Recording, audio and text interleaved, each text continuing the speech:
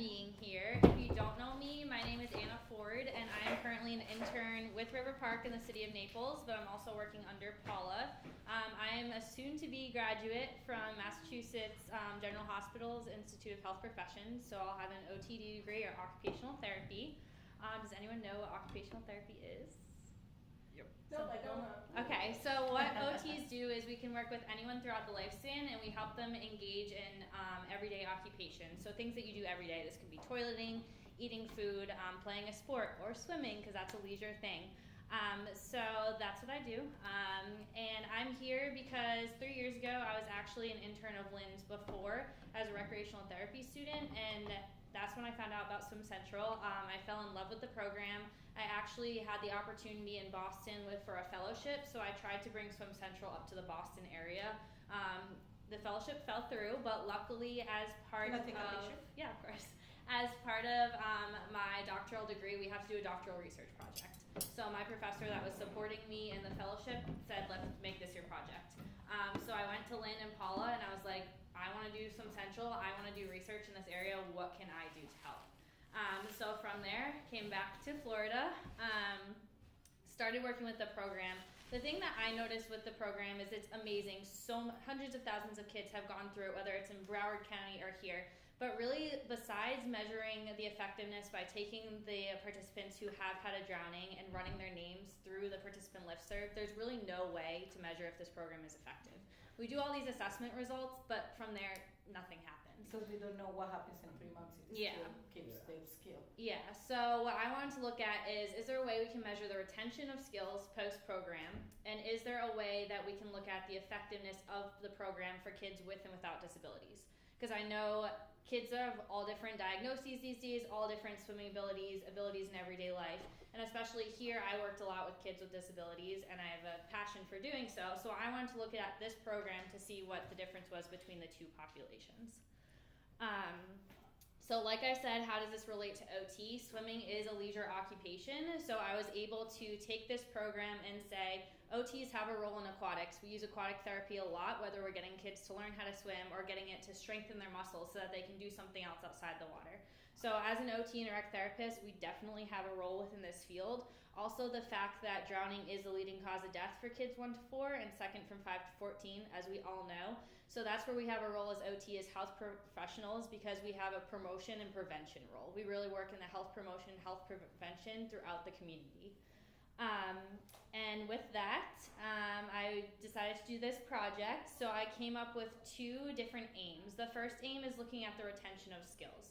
So right now, as you know, Swim Central doesn't have anything where we bring the kids back and test them again to see what skills they're retaining. So I decided to look at the parents' perception of them, their swimming ability.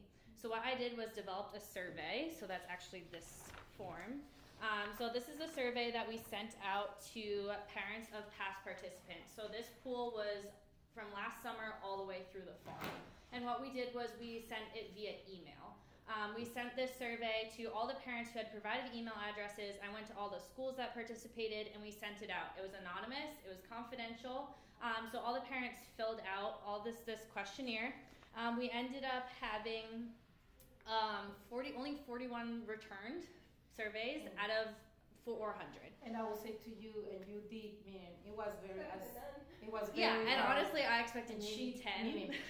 She was the one who didn't make it happen because it was a nightmare trying to get this. Yeah, I honestly expected 10. So I was very pleased. And when you do research, which I didn't know, if you get like a 1% return rate, that's awesome.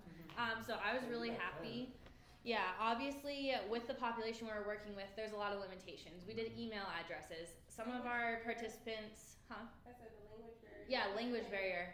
Wish I had done it in Spanish, but with the research board and all the things I had to get to approved, I couldn't translate in Spanish. It would have been horrible to have someone else do it, to come to my school, all those things. A lot of barriers. So immigrant population, like Grace Place, a lot of these families come and stay and leave. And even if you have translated it, a lot of them don't even know how to read the Spanish. Exactly. Like the Grace Place parents, some of them will not even be able to read.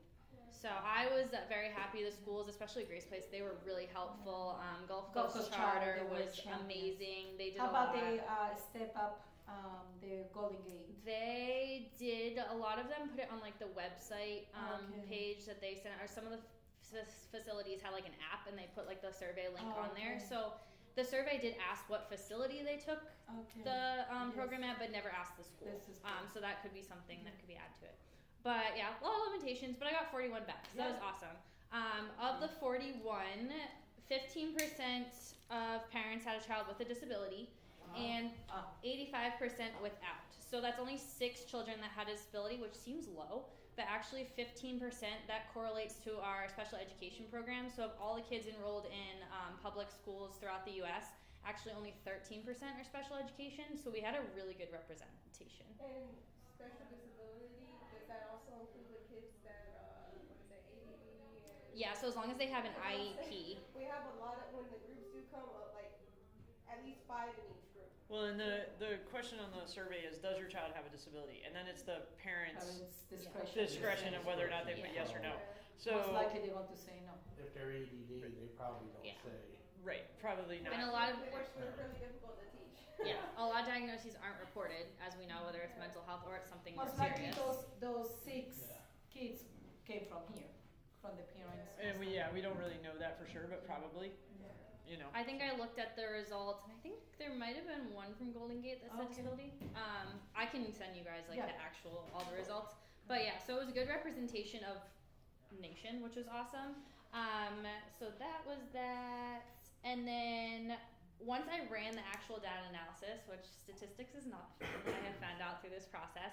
I looked at all of these skills. So what I asked the parents, so rating your child's swimming abilities, the skills that are listed there kind of address those 6 areas that we look at through our Swim Central assessment. So calling for help, entering and exiting the water, swimming, floating on your back, kicking arms, all that stuff. So with that, when I ran the statistics, the only skill that was significantly correlated with having a disability is calling for help, which makes sense because a child with a disability may lack areas in communication. They're not verbal, or they can't tell something, or they might not have the higher level cognitive skills to be able to do that. So that makes sense with other research that's been done with that population. And then per parent perception, overall the results indicate that children who have participated are retaining the skills.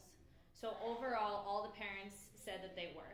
The only limitation here is we didn't actually take each child's results on the Swim Central assessment and relate it to what the parents are saying. But based on what the parents are saying, they're like, yes, this program, it worked, our child can swim. So this other sheet that we have with all of the quotes Please don't rely on that, please. Meaning for the parents, Yes. it's just a skill set. Yeah, so one of the questions on the survey was, is there anything else that you want to add to it? So this is actually all of the parents that filled that in on the response that I got, some of the comments that they made. A lot of them, I think they just need more time in the water. A lot of them highlight places, say they were awesome. There was one that says, I was a little disappointed that my child was told no when it was time to go through the slide because they were scared of the big pool so they could go in the little pool. The person in charge told her not to go down the big one, but she couldn't be part of the slide. She couldn't go alone. That was probably at my pool. So, but that's the thing though. This parent is dissatisfied, but then when I went back and looked at the actual assessment, they said she couldn't swim. Right. So is this parent education? Is this somewhere where we really need to advocate and Really, say, it's just participation. If they don't like today, all the kids, today's group, the 3rd group, only 6 of them can actually jump in by themselves and swim to the wall. The other ones, they have to be caught and assisted, so they get the T's. Even though they didn't pass, they still go down the slide. So my thing is then just getting over the fear of jumping in. So and that's where it That's comes just down a whole to, lot. yeah, and that's where it comes down to a safety issue. So, okay, we're providing these programs, but then how much information are the parents getting? Is this an area we can improve on? Yep. So it was really interesting to see some of the comments like, How about the intern? yeah, intern, like clearly that was probably here. That could have been me for all we know. No, I almost guarantee I know exactly who it was, so. But these things happen. Yeah, That could be- and let me ask you, and how the parents will know because they came? And Yeah, they had to observed? have been there. Right, because most of the kids with disabilities are Ah, brought the by their parents are parents. here, okay. You Most know. likely that was a disability, Probably. yes, because, Yes. okay. And if they were, yeah, I would guarantee. I know I do have exactly. one what question. it is. Sure. Question 19, I don't Yep. see any information on that. Yes, so that was something that actually Paula and I had talked about before I started my research, was asking the parents if they knew how to swim. So this isn't something that I was looking at, but Paula wanted to look at it because we started offering the Grace Place programs to the moms. Yeah. So we're looking at the correlation between can a parent swim and what's the child's. So I didn't run the statistics on it. The answer she's going to tell us. I didn't specifically run the statistics on it, but it is interesting. A lot of the children or parents who said their child lacked a lot of these abilities, a lot of them said they couldn't swim. And it also correlated to how many times have you gone swimming since your child participated. Okay. If they put 0 and the parent couldn't swim, their that swimming shows skills are that, lower. right. So is that somewhere else where Swim Central can improve? Should we be providing swim lessons to the adults like we have started to? She was there when she seen the moms. That was amazing. No? Oh man, their last day though, a lot of the so the issue you run with the grown women, their periods, and they don't want to get in the water. But I feel that Hispanic has less issue than African Americans. African Americans moms, the hair, the skin. Yeah. That one I feel is Well, we only really. had one Haitian. A Haitian, and she came? Yeah, she did. She tried out of everybody. Honestly, she was the one that tried the hardest. It's Okay. just breaking those.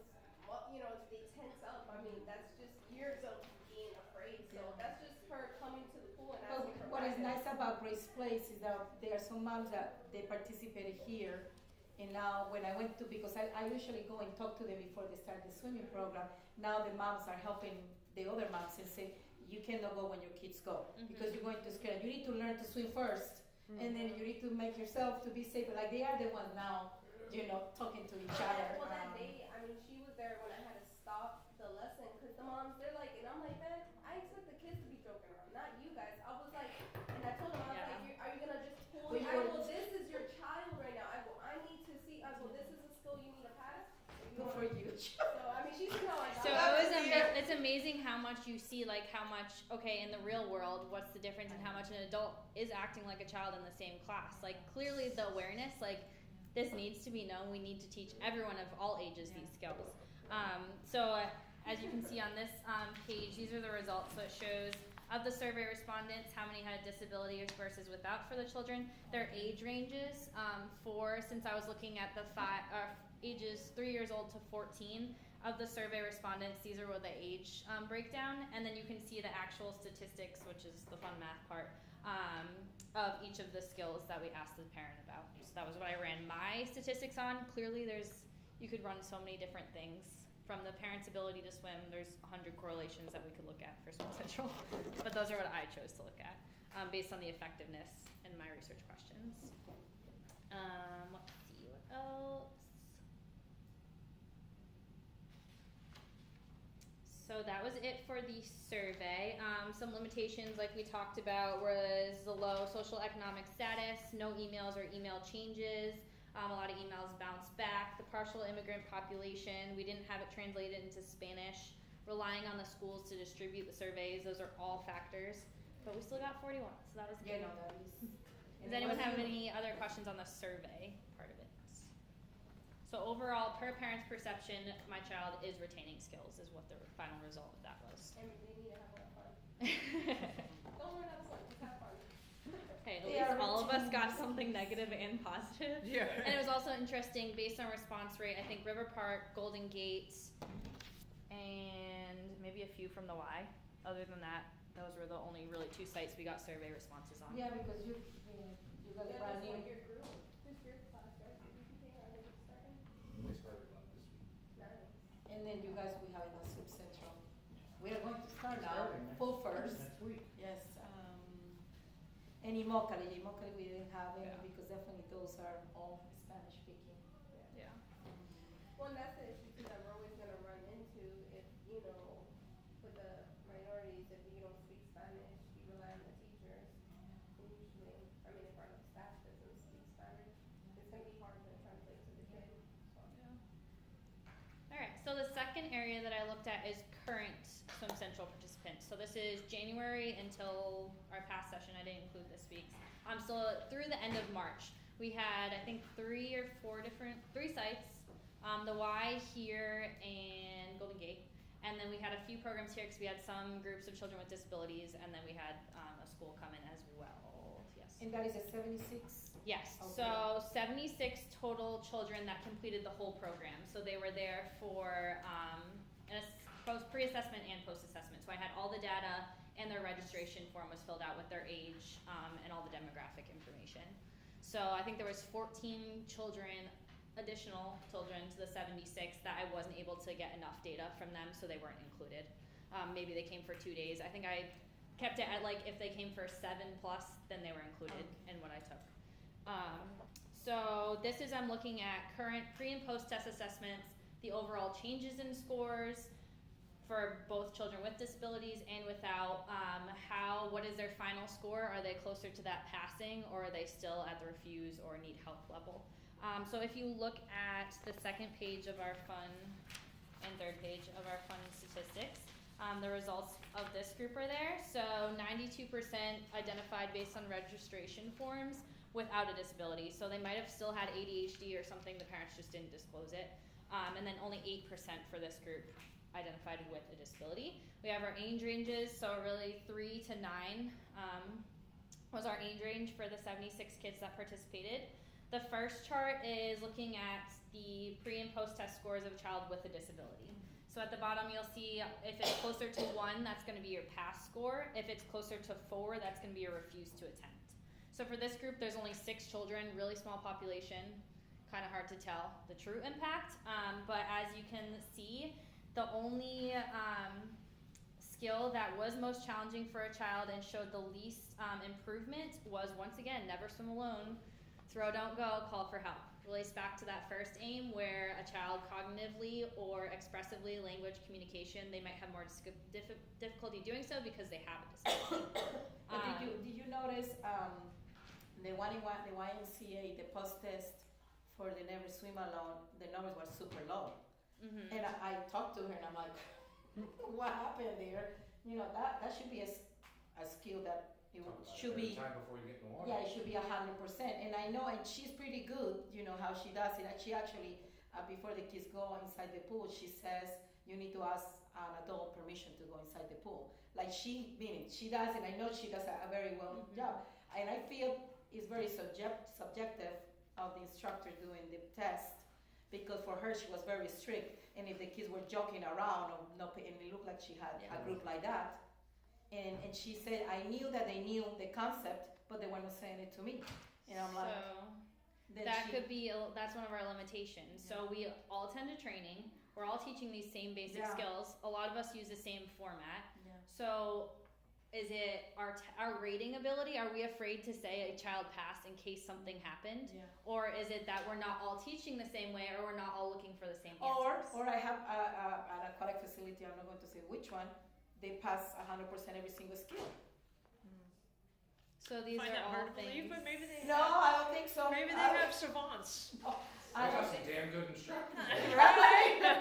Maybe they should be in Like service next we time. definitely in our in-service training, we need to talk about Yeah, these that. are all and things. none of you are the one that I'm talking about. I ain't worried about it. But I'm like 100%, especially like floating. You'd be surprised at the kids that can float but can't swim. That's been my mind-boggling thing this week. Yeah.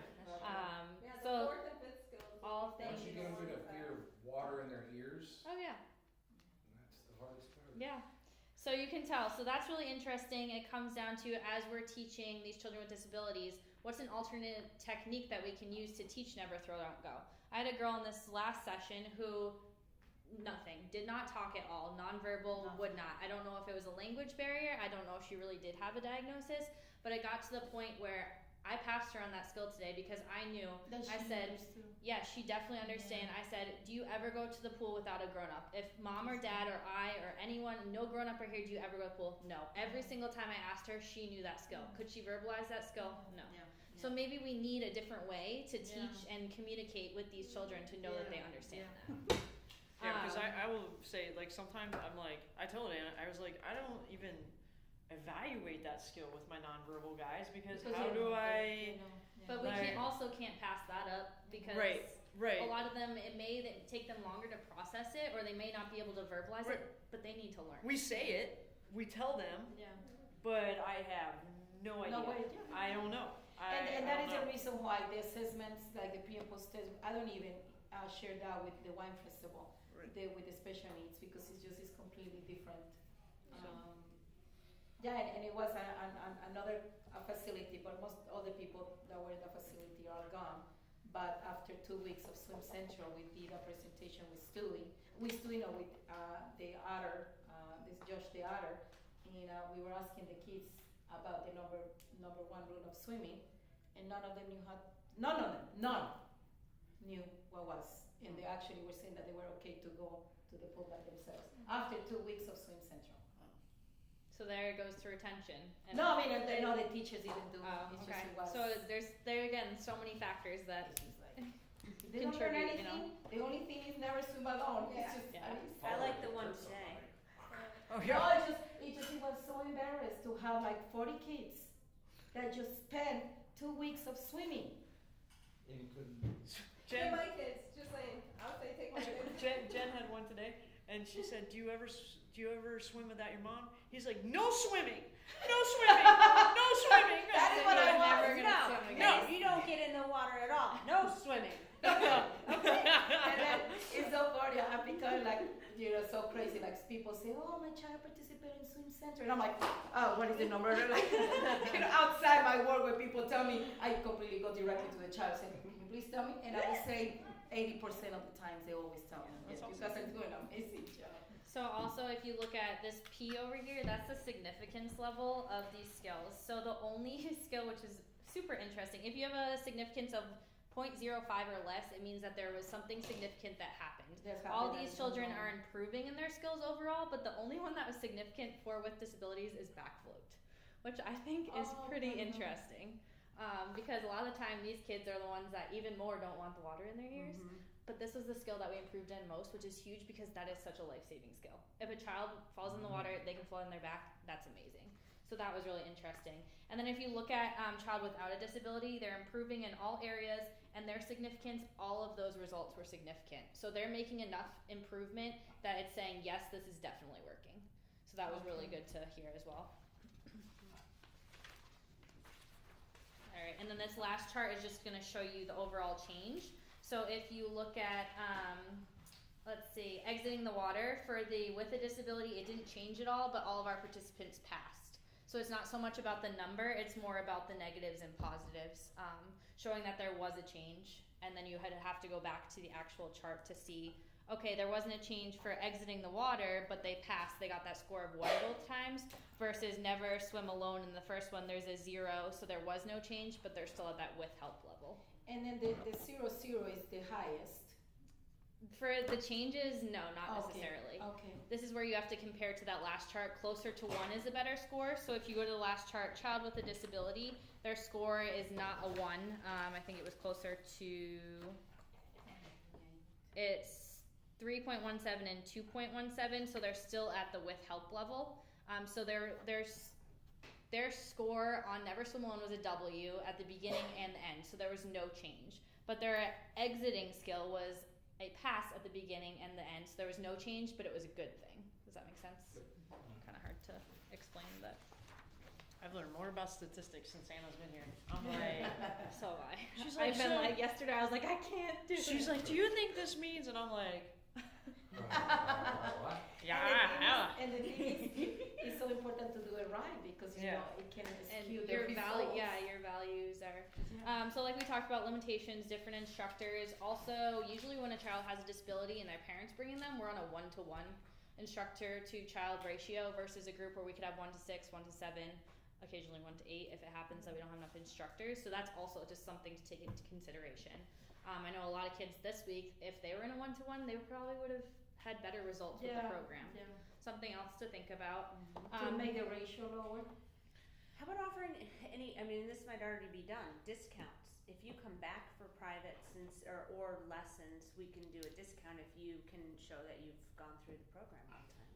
Yeah, well, we've offered like scholarships for anyone. And they don't- Do You you know, guys do the Centennial too with Red Cross? No. no, I can't handle them. Yeah. It's just no. So, but we won't turn anybody away for swim lessons. Mhm. Like if You know- somebody comes to say that I can't afford swim lessons, Right, and we'll that- figure it out. Yeah, you like know. one of the comments, make it more, something. Did you ask? More You know, I know- time, longer period of more you know, instruction. did you come yeah. and talk to us, because I'm pretty sure we'll make this work. Right. We'll figure it out Mhm. for you. And that is, I will say to you, when people call me and I said, just go and talk to the aquatic facility, especially here. I know you guys don't have the flexibility as much. You guys don't have scholarships, correct? No scholarships. It's, I think you guys are the only ones, and maybe the YMCA. But it's not like you guys are having a line of people. No, I asking think you. this past one, I think I did one scholarship. It's just. Yeah, I mean, I think like it will be the only school that come back is Gulf Coast Charter School. Like it will be nice maybe in some way to track. Like these kids that came, they are going to be coming again next year when they are in kindergarten. Right. It would be nice to try to kind of track to see, true. because that would be the only school that we can definitely Yeah. Well, see. there's a couple kids that I think that were in Christian, young CJ, child's path. you could like, cause hit some track of his, these because they said come- last seem year like a you would younger get it. Yeah, they said, you're right, the Yeah, 3-year-olds this and year 4-year-olds, he's that they are jumping going to be in. dunking participating himself twice, under. yeah. There's So a then couple next kids year, I that don't are know what like it's that. gonna be. It would be nice to, of course, it's not like we have a lot of time, but it would be nice to. I got interns coming out my ears. How about if you just pick a few kids instead of, I you know? I know. Really They quick, I just want to appointed- finish my stuff and then we can Yes. talk more, just so we have it on the sorry. video. Go ahead. I'm sorry. So overall, why is this important? Drown prevention program advocacy. Clearly, it's a huge problem. Number one cause of death needs to be known. I'm also adding to the growing body of research for aquatic therapy, occupational therapy. Last week, I was in New Orleans presenting my results for the first AIM, at least on that poster, to other occupational therapists. I was at a national conference. So sharing this, OTs need to get involved, more health professionals need to get involved. This next week, I'm going to NDPA with Paula, so I'll be at the National Drown Prevention She Alliance. got the scholarship from Michael Phelps. Oh! Once again, presenting this Meet 'em. research there, so we're getting out there, we're telling people why it's important. We're informing other drown prevention programs nationally. When I talked to the creator, Jay, of the Broward County, who originally Yeah, I was established Swim thinking, I Central, wanted to know what he said. when I talked to him last year. I haven't talked to him since I've been here. But he already, this has informed so many programs. In case you didn't know, it's actually the basis for the YMCA's drown prevention program. Swim Central was used as the basis to create their swimming program. I didn't know that. So we're getting out there. Like Swim Central, clearly it's effective. There's a lot of different factors that contribute to other reasons why it might not be, but it's working. Like we need to get our word out there. I'm hopefully helping you guys do that. I'm also, my final paper that I'm doing, it'll be submitted for an aquatics journal research publication journal. Hopefully they'll accept it. So I'll be in a research journal. Swim Central will get out there again. It's an amazing program.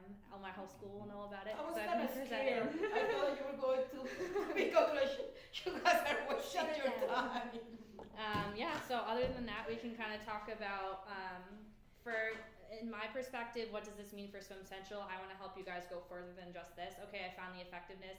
I don't want to be done and never talk about this again. I want to continue to work with you guys. What can I do? What can we do all together to help improve the program? Nothing's perfect. There's always room for improvement. What can we do? And then just nationwide, we're helping other people. It's interesting to look at parent comments and say, okay, maybe we need more parent education, or maybe after they finish the program, what Learn to Swim programs can we offer? Is there a scholarship? So these are all things to think about. Before I sign off on the computer, does anyone have any general questions that might be good? Yes. Do you know if any of the other places that do Swim Central have done anything like this? I was or going to, like like Jay. Jay, no research has been done. The only thing similar to what we do, they run the names of victims through a participant listserv. They have not had in there since 1999. No, but They I were heard that they established. had one. They might. I just contacted them the other Yes, day. and they, because I saw them in February and they say that they had one. Yeah. And I'm like, we do too. Yeah. So we're up. Well, fatal and non-fatal for But us. the thing is with them, they are doing with the older kids. Yeah. They are not doing it with the younger Yeah, there are kids. a few grades above us. Yeah. It's 3 to 4. That's why I looked at 3 to 14, because you enter school at 3, you're able to learn the skills to swim, and it's a second leading cause of death up to 14. So clearly there's a broad range that needs, and we don't even hit. We go up to 1 11-year-old. We haven't hit past that. A state law. You Okay. you can't pass But into that's- middle school. It's in California, That's you how have it to pass is. aquatics And- PE to graduate high school. And I'm not Exactly. this. In Kentucky, you have to have freaking swimming to get your bachelor's degree. We I have had to that take in a North Carolina. semester of Like swimming. for me, it's like, why GCU having a pool, an aquatics facility, and they had an African American student drown. You guys remember that? Yep. He jumped in the. Yeah, my school, Why? Carolina Why had didn't it. do it? It's Yeah. just. I did a speech not too long ago for my class, and there's like a few colleges that actually make it part of the requirements to get their bachelor's degree, but it's just. The problem with us is that none of our schools have a pool. Are you good then? You know, Yeah, I'm it's- just gonna sign off on this one. And then